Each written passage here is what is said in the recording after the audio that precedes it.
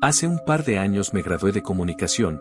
Cuando empecé a estudiar admito que me veía a mí misma trabajando en el campo del periodismo o la redacción, pero como la vida da muchas vueltas terminé por encariñarme con el campo audiovisual.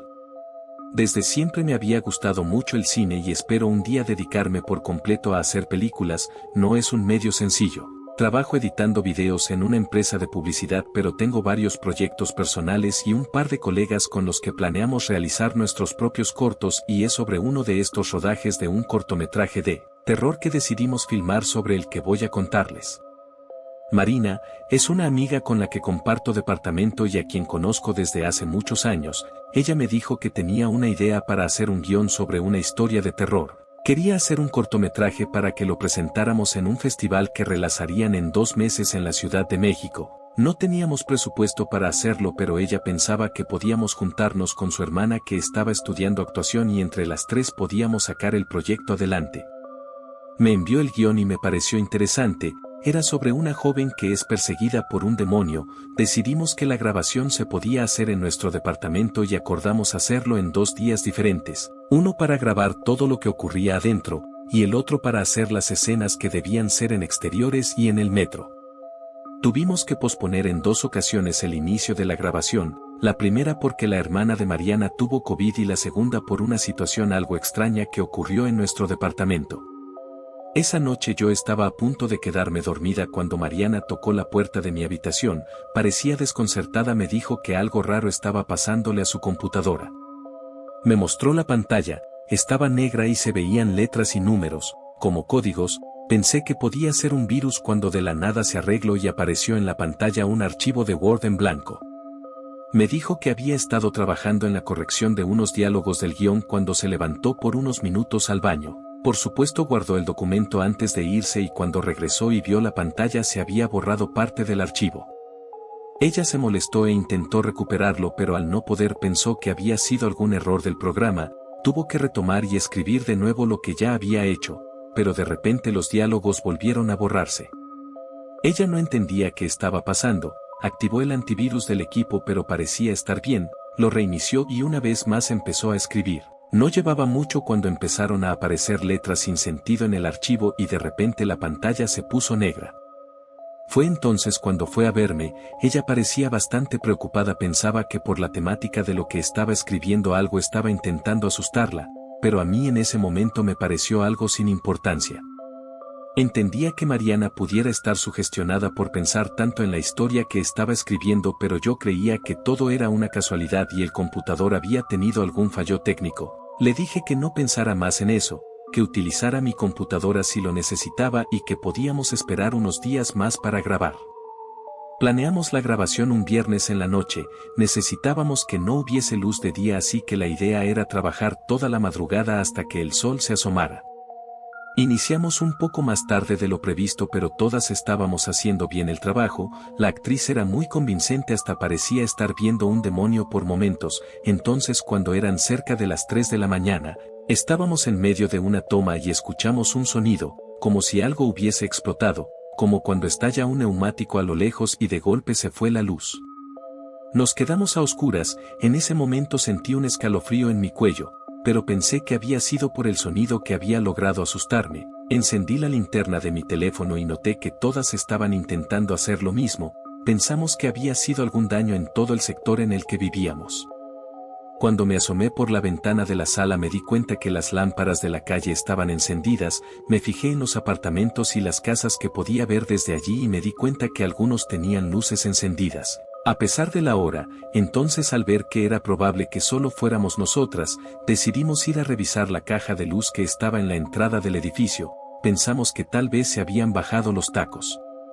Cuando llegamos a la caja que corresponde a nuestro departamento parecía que se hubiese quemado. Estaba teñida de negro y tenía un olor como a cable quemado, pero lo que llamó nuestra atención fue que los demás interruptores parecían estar en perfectas condiciones y para completar la noche, el fallo en la electricidad había logrado dañar el refrigerador. No tuvimos más remedio que detener la grabación.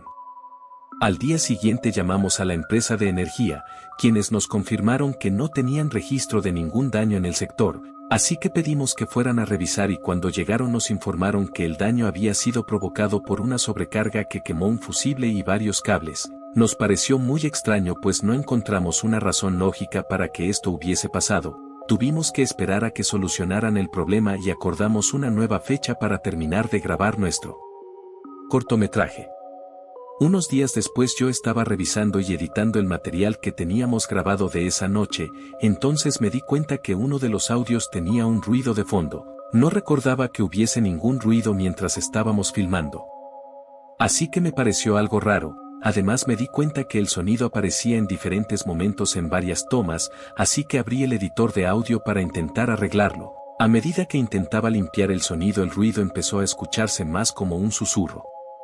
No sé cómo explicarlo, pero se escuchaba como una voz masculina.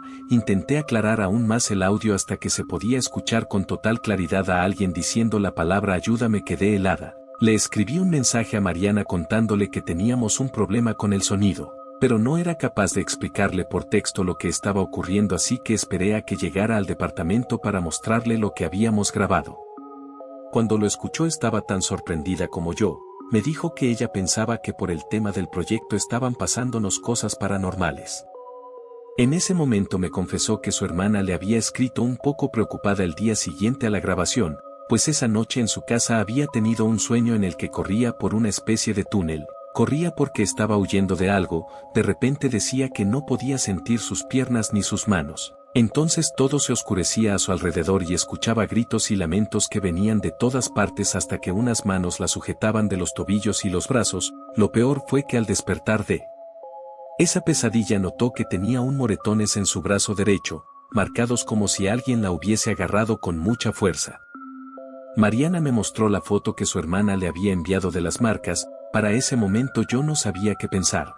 A pesar de todo lo que había pasado hasta ese entonces, las tres estábamos de acuerdo en querer terminar el trabajo. Ya habíamos escuchado historias de producciones de terror en donde experimentaban situaciones paranormales, así que decidimos vernos ese fin de semana para concluir el rodaje. A pesar de que intentamos tomar todo con calma, el día que grabamos sentíamos una energía particular. Pensábamos que en cualquier momento la electricidad volvería a fallar y aunque eso no se repitió, sí notamos que nos cambiaban las cosas de sitio. En un momento dejé mi teléfono a un lado mientras hacíamos una toma y en cuanto terminamos ya no estaba allí. Buscamos por todos lados hasta que lo encontramos junto a la cafetera en la cocina. En otro instante, mientras trabajábamos en la sala, escuchamos unos pasos que venían de la habitación, como si alguien caminara de lado a lado. Para cuando terminamos de grabar sabíamos que no estábamos solas. Intenté editar en el menor tiempo posible la semana siguiente, pues aunque estaba convencida de que habíamos hecho un buen trabajo quería terminar lo más pronto posible. Tuvimos que hacer doblaje de sonido pues en muchos momentos se escuchaban susurros y ruidos perturbadores. Fue imposible hacerlo en el departamento, así que fuimos hasta la casa de los padres de Mariana en donde vivía su hermana para poder grabar allí los audios. Ese día ella le contó a su madre las situaciones que nos habían estado ocurriendo. Además me confesó que muchas veces mientras estaba sola en su habitación podía sentir que había alguien observándola. En una ocasión había escuchado pasos afuera de su puerta y que durante las últimas noches cuando estaba a punto de quedarse dormida escuchaba que alguien golpeaba la puerta de su habitación. Me dijo que las primeras veces me había llamado por mi nombre pensando que era yo, pero no había obtenido respuesta. La verdad era que yo nunca la había escuchado llamarme. Después de contarle todo esto, su madre nos aconsejó que debíamos hacer una especie de limpieza en la casa. Ella misma se ofreció a ir a ayudarnos. Ella era una mujer muy espiritual y creyente, así que por algunos días hicimos oraciones y encendimos unos saumerios con unas hierbas que ella misma nos llevaba, encendíamos velas blancas y púrpuras. Así fue que con el tiempo no volvimos a escuchar cosas extrañas, pero a pesar de todo lo que nos pasó debo confesar que adquirí una especie de emoción por participar en proyectos con temática paranormal y de terror.